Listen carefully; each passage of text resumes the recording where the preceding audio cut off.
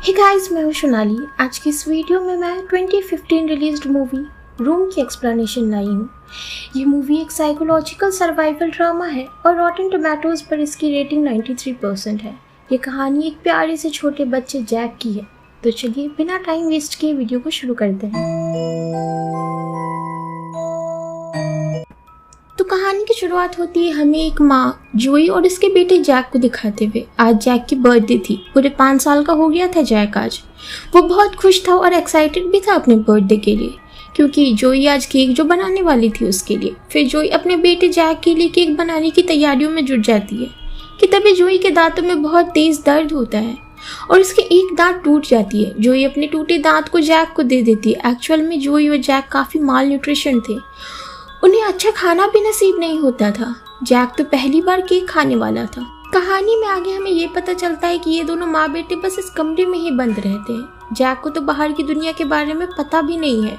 उसे तो लगता है वो दूसरे प्लैनेट पर रहते हैं और टीवी में दिखने वाली दुनिया एक अलग प्लैनेट है। असल में ये सब जोई ने ही बताया था जैक को। हम मूवी में क्या हो रहा है समझ तो नहीं पाते हैं, पर कहानी में आगे आपको पता चल जाएगा कि ये चल क्या रहा है। खैर, मूवी में आगे हमें रात की सीन दिखाई जाती है। जोई अपने बच्चे जैक को कहानी सुनाकर एक अलमारी में सुला देती है और अलमारी को बंद कर देती है। आधी रात को हम एक आदमी को रूम के अंदर आते देखते हैं। वो आदमी जैक और जोई के लिए ग्रोसरी की चीज़ें लाया था। जोई उससे अपने वाइटामिन्स के बारे में पूछती है तो वो आदमी बताता है कि उसकी जॉब चली गई है, तो वो अब और फिजूल खर्च नहीं कर सकता। वो आदमी तो जैक के लिए एक टॉय कार भी लाया था, उसकी बर्थडे प्रेजेंट। फिर वह आदमी जोई के साथ इंटीमेट होता है। फिर हमें अगले दिन की सीन दिखाई जाती है।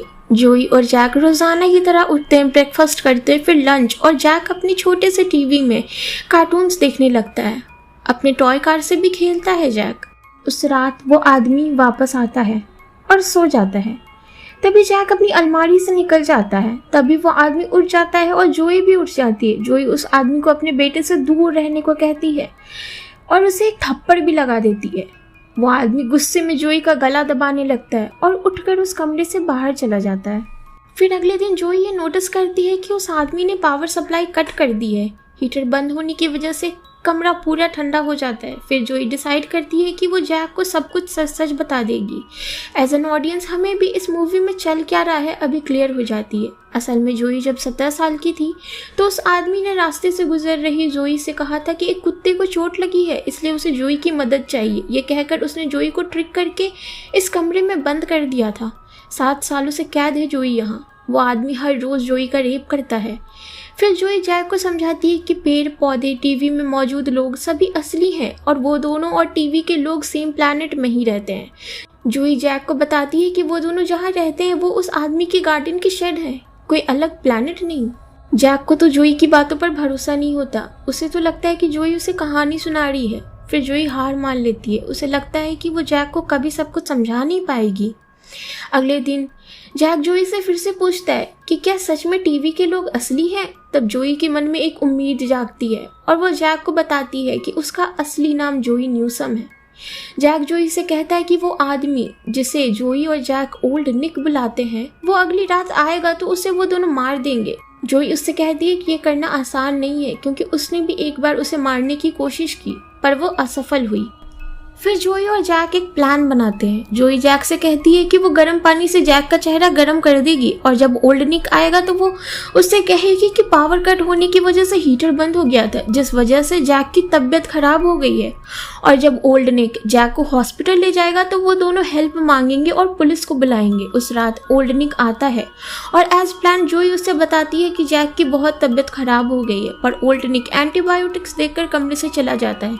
जोई और जैक फिर से निराश हो जाते हैं। अगली सुबह इस नर्क से निकलने के लिए जोई एक और प्लान बनाती है। वो जैक से कहती है कि वो ओल्ड निक के आने पर उससे कहेगी कि जैक को एक्सेसिव फीवर होने के कारण उसकी मौत हो गई है और वो जैक को एक कारपेट में लपेट देगी और ओल्ड निक से जैक का चेहरा देखने के लिए मना कर देगी। ओल्ड निक जैक को दफनाने के लिए अपनी ट्रक में जैक को डालेगा तो जैक स्टॉप साइन पर ट्रक रुकते ही ट्रक से कूद जाएगा और किसी से मदद मांगेगा और पुलिस को बुलाने के लिए कहेगा।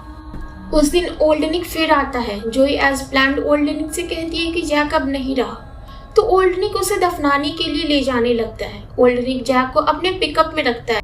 और प्लान के अकॉर्डिंग स्टॉप साइन आने पर जैक पिकअप से कूद पड़ता है और हेल्प मांगता है एक आदमी से। ओल्ड्रिक उसे ऐसा करता देख लेता है। वो जैक को पकड़कर अपने साथ ले जाने लगता है। फिर वो आदमी जिसे जैक ने मदद मांगी थी वो समझ जाता है कि यहाँ कुछ तो गड़बड़ है। वो ओल्ड्रिक को पुलिस बुलाने की धमकी देता है। ओल्ड्रिक जैक को वहीं छोड़कर भाग निकलता है अपने पिकअप से। तभी वो आदमी पुलिस को बुला लेता है। पुलिस आती है और वो जैक से कई सवाल करती है। जैक उन्हें सब कुछ बता देता है। किसी तरह पुलिस सीसीटीवी फुटेज की मदद से ओल्ड्रिक को ढूंढ निकालती है और जोई को आजाद कर देती है। पुलिस वाले जैक और जोई को हॉस्पिटल में एडमिट करवा देते हैं क्योंकि दोनों ही बहुत माल न्यूट्रिशन थे। अगली सुबह जोई के पेरेंट्स भी आ जाते हैं। 7 सालों बाद वो अपनी बेटी को देखकर बहुत खुश थे। जोई अपने बेटे जैक को भी उनसे मिलवाती है।